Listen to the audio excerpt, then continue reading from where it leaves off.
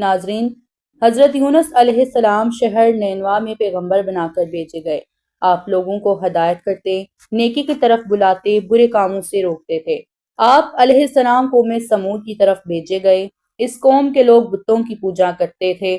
جب آپ علیہ السلام لوگوں کو حق کی طرف بلاتے اور خدائے واحد پر ایمان لانے کی تلقین کرتے، لیکن لوگ آپ علیہ السلام کی تعلیمات کا انکار کرتے اور حضرت یونس علیہ السلام سے کہتے کہ ہم تیرے خدا کو نہیں مانتے۔ اس پر آپ فرماتے کہ اللہ کے عذاب سے ڈرو جو بہت سخت عذاب ہے۔ لوگ آپ کی باتیں سن کر آپ کا مذاق اڑاتے اور آپ علیہ السلام کی راہ میں رکاوٹیں کھڑی کرتے۔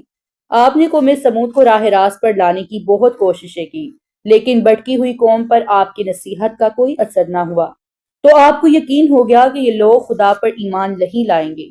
آپ علیہ السلام مایوس ہو گئے۔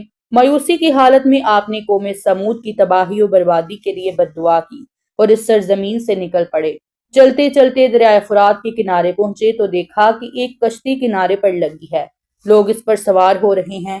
ان کی دیکھا دیکھی آپ علیہ السلام بھی اس پر سوار ہو گئے۔ جنہیں جانا تھا وہ سب سوار ہو چکے۔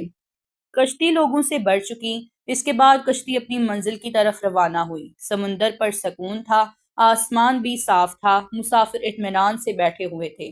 جب کشتی بیچ سمندر میں پہنچی تو دیکھا کہ آسمان پر سیاہ بادل اٹھ رہے ہیں، پھر ہوائیں چلنے لگی۔ ہوا اچانک طوفان کی شکل اختیار کر گئی۔ سمندر میں کشتی ڈگمگانے لگی، سمندر کی لہریں اوپر نیچے ہونے لگی، بارش بھی شروع ہو گئی۔ طوفان کے جھٹکوں اور پانی کے تھپیڑوں سے کشتی کے ڈوبنے کا اندیشہ پیدا ہو گیا۔ کشتی میں بیٹھے ہوئے مسافروں میں سے ایک نے کہا کہ معلوم ہوتا ہے کہ کشتی میں کوئی ایسا شخص بھی سوار ہے جسے کوئی غلطی سرزد ہو گئی ہے۔ جب تک ایسے شخص کو کشتی سے نہ نکالا جائے، کشتی کا صحیح سلامت رہنا محال ہے۔ وہ شخص کون ہے یہ بتانا مشکل ہے جب تک کہ وہ خود کو پیش نہ کرے۔ اس پر حضرت یونس علیہ السلام کھڑے ہو گئے اور کہا کہ میں ہی ہوں جس سے بڑی غلطی سرزد ہو گئی ہے۔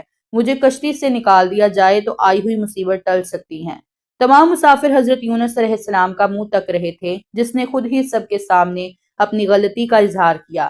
پھر سب نے ایک زبان ہو کر کہا، یہ شخص تو فرشتہ صرف انسان معلوم ہوتا ہے، ہم کسی حال میں اسے کشتی سے نہیں نکال سکتے۔ مسافروں میں سے کسی ایک نے تجویز پیش کی کہ قرعہ اندازی کی جائے، جس کا نام پرچی پر نکلے وہی سزا کا مستحق ہوگا، ہم اسے کشتی سے نکال دیں گے۔ چنانچہ قرعہ ڈالا گیا، پرچی میں یونس علیہ السلام کا نام نکلا۔ اس عمل سے لوگوں کو اطمینان نہیں ہوا۔